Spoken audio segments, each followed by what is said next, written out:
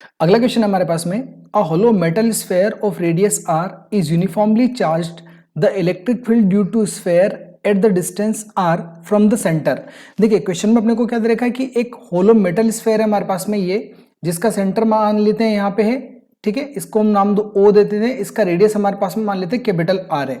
अब इसमें बोला है कि जो इलेक्ट्रिक फील्ड है due to sphere at the distance r, और आर कौन सा है, छोटा वाला, फ्रॉम द सेंटर, यानी कि ये आर कुछ भी हो सकता है और ये क्या क्या हो सकता है। तो देखिए जैसे पहला सिचुएशन हम लोग मान लेते हैं कि इस स्फेयर के अंदर कोई पर्टिकुलर पॉइंट होगा, ठीक है, तो यहां से यहां तक का जो रेडियस बन जाएगा ये वाला, ये एक स्फेयर हम लोग मान लेंगे, तो यहां से यहां तक का रेडियस हम लोग आर मान सकते हैं। उसके बाद में हम लोग सपोज करें कि इस पर्टिकुलर पॉइंट पर ही, मतलब जो हमारे पास में स्फेयर ऑलरेडी है उस स्फेयर के सरफेस पर हम कोई पॉइंट माने, तो उस तक का जो डिस्टेंस होगा वो आर हो जाएगा, ठीक है। उसके बाद हम लोग और मान सकते हैं कि भाई मान लीजिए यहां पे इस पूरे स्फेयर के बाहर कोई पर्टिकुलर पॉइंट मानेंगे, तो उस पॉइंट का जो डिस्टेंस होगा वो भी हमारे पास में क्या होगा, स्मॉल आर होगा।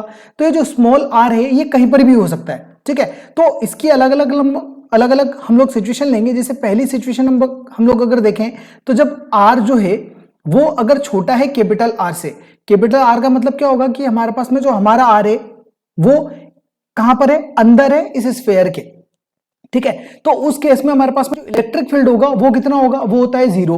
अब जीरो होने का कारण क्या होता है कि इनसाइड किसी भी स्फेयर के, जो कि खास करके मेटालिक स्फेयर हो और होलो हो या फिर नॉन होलो भी अगर है, तो उसके अंदर जो क्यू होता है वो कितना होता है, जीरो। मतलब कि हमारे पास चार्ज कितना होता है, जीरो। जब चार्ज जीरो है तो इलेक्ट्रिक फील्ड कितना होता है, जीरो। दैट मींस अंदर कहीं पर भी हमारे पास में जो इलेक्ट्रिक फील्ड होता है किसी भी पर्टिकुलर पॉइंट पे देखोगे, यहां पे यहां पे यहां पे कहीं पर भी, तो इलेक्ट्रिक फील्ड कितना होगा, जीरो। अब दूसरा आता है हमारे पास में सरफेस पे, यानी कि जब आर हमारा स्मॉल आर किसके बराबर होगा, कैपिटल आर के। कैपिटल आर का मतलब क्या है, हमारे पास में जो हमारा स्फेयर था उस स्फेयर के सरफेस पे हम लोग बात कर रहे हैं। तो स्फेयर के सरफेस पे जो इलेक्ट्रिक फील्ड होता है वो होता है हमारे पास में के क्यू बाय आर स्क्वायर, और यहां पे आर की जगह, स्मॉल आर की जगह हम लोग क्या लिख सकते हैं, कैपिटल आर लिख सकते हैं, राइट। क्योंकि स्मॉल आर कैपिटल आर के बराबर है, तो हमारे पास में सरफेस पे कितना आ जाएगा इलेक्ट्रिक फील्ड, के क्यू बाय आर स्क्वायर आ जाएगा। अब उसके बाद में तीसरी सिचुएशन जो होगी हमारे पास वो क्या होगी, जो हमारा स्मॉल आर है वो बड़ा होगा कैपिटल आर से। बड़ा मतलब हम लोग स्फेयर के बाहर बात कर रहे हैं, हमारे पास में ये जो होलो स्फेयर है इसके बाहर यहां मान लेते हैं, कहीं पर भी मान सकते हैं बाहर। तो वहां पे हमारा जो आर है वो क्या है, कैपिटल आर से बड़ा है। तो इस केस में भी हमारे पास में जो आउटसाइड इलेक्ट्रिक फील्ड होगा वो क्या होगा, के क्यू बाय स्मॉल आर का स्क्वायर। अब यहां पे समझने वाली बात यह है कि ये जो स्मॉल आर की वैल्यू जैसे जैसे बढ़ती जाएगी, बढ़ने का मतलब क्या होगा, जैसे जैसे आप इस स्फेयर से दूर जाते जाओगे वैसे वैसे आर की वैल्यू बढ़ेगी। मतलब आर की वैल्यू बढ़ेगी दैट मींस जो इलेक्ट्रिक फील्ड है उसकी वैल्यू क्या होगी, कम होती जाएगी, राइट, डिक्रीज होती जाएगी।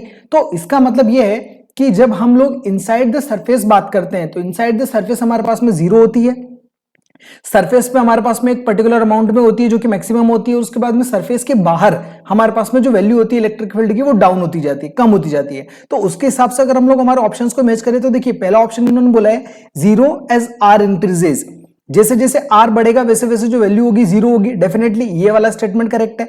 उसके बाद में आगे बोला है कि increases as r increases for r greater than r. इसका मतलब क्या होगा कि इसने क्या बोला है कि इंक्रीज होगी वैल्यू आर बढ़ने से, कब, आर जब बड़ा होगा आर से, यानी कि स्मॉल आर की वैल्यू ग्रेटर देन है आर से, यानी कि हमारी ये थर्ड सिचुएशन।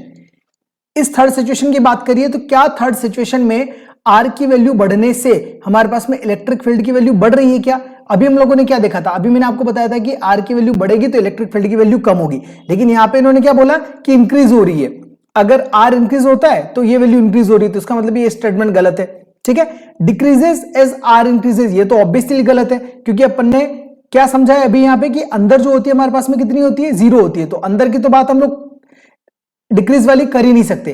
यहां पे इन्होंने क्या बोला कि आर जो है लेस देन जब आर होगा, यानी कि स्मॉल आर जब लेस देन होगा कैपिटल आर से, तो वैल्यू क्या होगी, डिक्रीज होगी। डिक्रीज होने का सवाल ही पैदा नहीं होता क्योंकि ऑलरेडी जीरो होती है, तो ये स्टेटमेंट भी गलत है। इंक्रीजेस एज आर इंक्रीजेस, ये भी स्टेटमेंट गलत है, ठीक है, क्योंकि बढ़ती नहीं है, अंदर तो हमें पता है कि जीरो होती है, हम लोगों ने ये निकाल लिया। तो चौथा स्टेटमेंट क्या है, zero as r increases for r less than r, यानी कि जो वैल्यू होगी वो जीरो होगी, आर जैसे जैसे बढ़ेगा, कब तक, जब आर छोटा होगा कैपिटल आर से। तो ये स्टेटमेंट हम लोगों ने देखा था, करेक्ट है ये वाला। तो उसके बाद में decreases as r increases for r greater than r. तो ये वाला स्टेटमेंट वो थर्ड वाला पोर्शन हो गया। अभी मैंने आपको वापस बताया था कि जब आर की वैल्यू बढ़ेगी तो ई की वैल्यू क्या होगी, डिक्रीज होगी। तो ये हमारे पास में ई की वैल्यू डिक्रीज बोल रहा है, कब के लिए, जब आर की वैल्यू इंक्रीज होगी तब। तो fourth option is the correct answer. Okay.